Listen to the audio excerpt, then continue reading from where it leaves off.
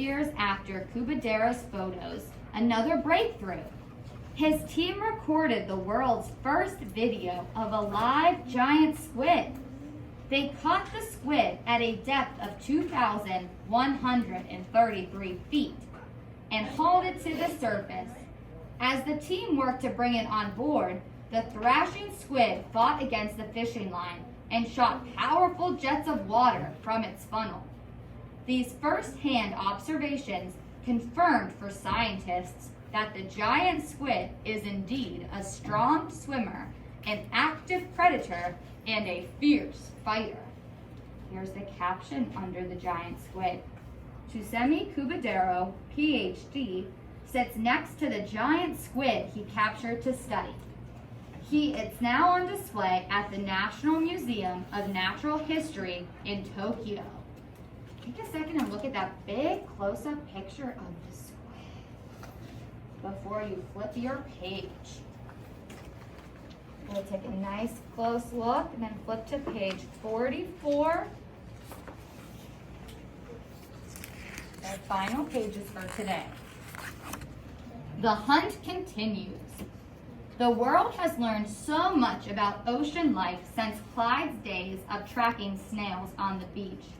He and his fellow pathologists have discovered and shared a great deal about giant squid and other ocean mysteries. We know what giant squid eat. We know what eats them. We know more about how to find them. We know more about their distant and mysterious ecosystem. We know what they look like, alive and active. But there is so much more we need to find out about this legendary creature.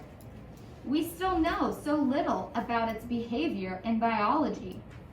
Although Clyde Roper has retired from the Smithsonian, his determination to find a living giant squid continues because he has many more questions yet to answer. Do giant squid gather in huge groups to court and mate like some other squids do? Do they protect their eggs until they hatch, as mother octopuses do? Do they squirt ink? Is the ink bioluminescent? How strong are their arms and tentacles?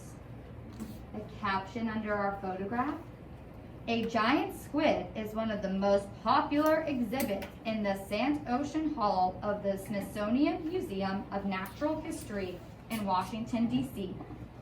Page 45. Scientists hope someday to see at least one of the estimated millions of giant squid swimming, eating, courting, fighting, and just being itself in its home in the inky blackness of the deep sea. Clyde Roper often stops by the Sant Ocean Hall in the Museum of Natural History to visit the male and female giant squid that are on display there. Encased in plexiglass coffins, floating in a special liquid that preserves them for all to see, they almost seem like creatures from another planet. But Clyde knows better. Sea monsters are real, he says, and I have seen them. Could we keep a giant squid in an aquarium? Scientists would love to capture a giant squid to study it, but could we keep it alive in captivity? Richard Lerner, the curator of fishes at the National Aquarium in Baltimore, Maryland, doubts it. There are so many unanswered questions. Will it eat anything else in the tank with it? Will it accept dead food? Can it live in shallow water since it is used to the pressure of the deep sea? Giant squid live in very cold temperatures, so the chiller would have to be immense. Giant squid aren't designed to handle walls. If it tried to jet propel backwards, it would crash into the walls of the tank. There is no tank in the world that could hold it.